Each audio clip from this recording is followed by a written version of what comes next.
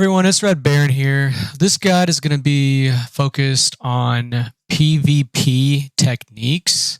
I'll briefly go over just what you should generally do with your techniques, but mainly it's going to be focused on which techniques you need to focus on in order to maximize your PvP abilities. So generally for your techniques, you're going to want to prioritize the ones that increase your cultivation abilities. So when we're looking at these, that would be something like Golden Core, which is going to give you cultivation pill effects and Respira effects. The different types include pill effects, abode auras, and Respira effects, as well as pill attempt bonuses like Focus is going to be giving you a pill effect plus 1%. Or if you were getting astrology, you get an extra daily cultivation pill attempt. While you're leveling your techniques, you also want to know about completion. Early on, I didn't really complete my techniques. I just got the stats I wanted, and then I went back and started completing them. So when you do complete them, after so many completions, you're going to be getting stat bonuses. So as you can see, I have completed 24. So I've mastered all the way to this point. Next would be 30, then 36, then 42, 48, 54.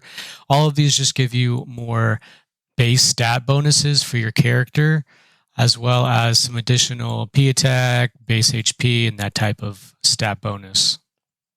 Now we're going to run through and look at some of the PvP techniques that we care about. The first one, especially for Corporia, is going to be Solarics. It's going to give you 10,000 P attack early on. That's pretty nice. And then it's cheap to go ahead and just complete this one. You also get HP regen, which is nice. And then that abode aura bonus, which will help you in your leveling.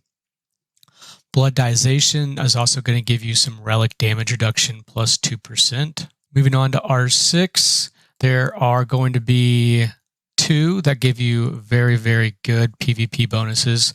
The first one is Conflagration. That's going to be giving you a damage by abilities, extra HP, damage reduction, and then you can go ahead and take it all the way down to the base abode aura because that's going to help you with your passive leveling. The next bonus that we're going to look at is going to be Unbound Blade. So this one is going to be more for Magicka.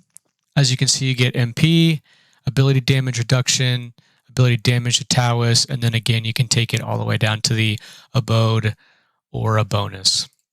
I went ahead and grabbed both of these just because I want that ability damage. So you can do the same if you want. If I'm Corporia, so the MP is not major. If you just want to focus on one in your Corporia, I would do Conflagration just because you're going to be getting the HP instead. In R7, we are going to be looking at Aqua Power. So Aqua Power, you can see I haven't completed it. I got all of the ability damage and ability damage reduction bonuses, and then I quit. So that's something that you can focus on in order to get that. Also, Yang Sword is good. I no longer use Hail of Swords, so I didn't unlock this, but you're going to be getting Physique, which is nice, ability damage reduction, and ability damage to Taoist. So these are nice, and you should definitely get this while you have Hail of Swords. You can take Great Yang Manual because you're going to be getting all of these leveling bonuses, but also HP regen plus 1% is decent, so you may as well pick that up as well. The Ninefall is going to be the Magicka version of Yang Sword, so you can pick that up. It's going to give you manipulation and then extra ability damage and ability damage reduction. So that's another one that you'll want to try and pick up while you're leveling your techniques. Magicka users are going to want to pick up this one. It is going to give you 3,000 M attack, more MP, ability damage, and ability damage reduction. And you can even take it to tier 12 for that base abode aura.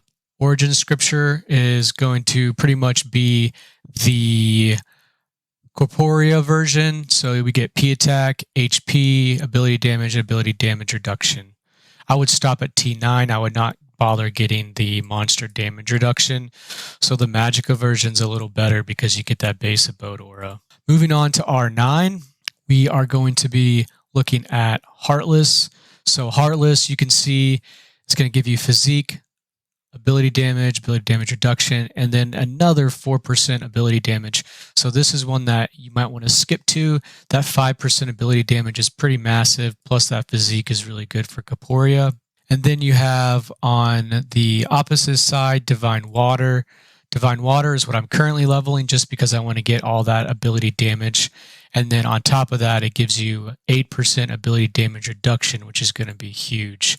So this is one that I'm currently leveling, and hopefully we can finish that out soon in order to get those big bonuses. R9 has some additional PvP techniques. So you can look at Gold Smasher and 7-star. Both of those give you relic damage and relic damage reduction. Those aren't quite as important. I'm sure most of you have noticed that once you're in battles, it rarely ever goes all the way to the end of your relics. So you'll just kind of want to take these as secondary options if you're just spending lots of money and have plenty of technique points to spend. If you don't, I would focus on Way of Creation for Magicka. Although it does give you the relic damage stuff, if you go all the way to T12, you do get an additional 6% ability damage, which is very nice.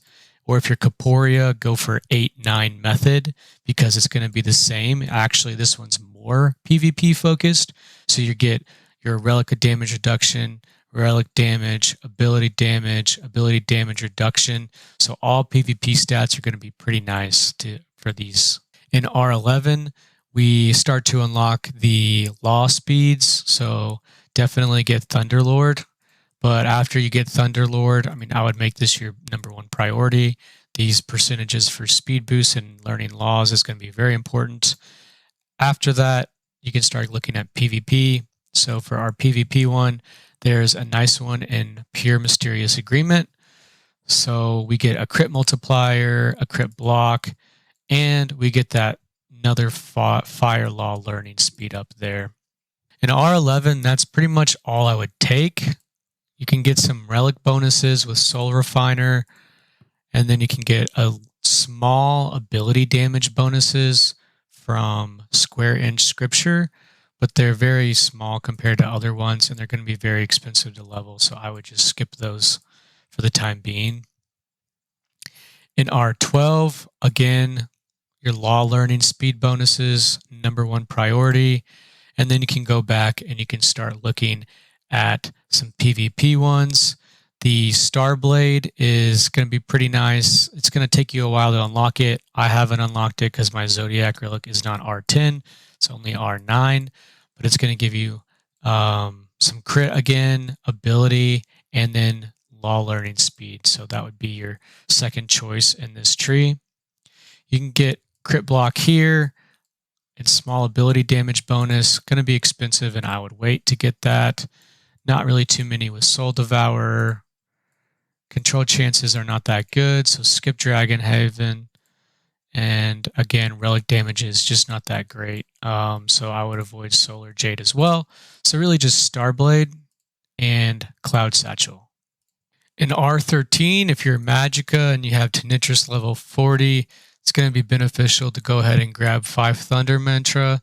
It's going to give you more ability damage reduction and ability damage to Taoist. And then Divine Code is also a good one to grab for more ability damage. That's going to conclude the PvP technique guide. Again, just prioritize those ability bonuses and then go for relic bonuses second. It's going to give you a better overall increase in your PvP damage. I hope this guide was helpful for you guys. Please remember to like and subscribe, and I look forward to the next time.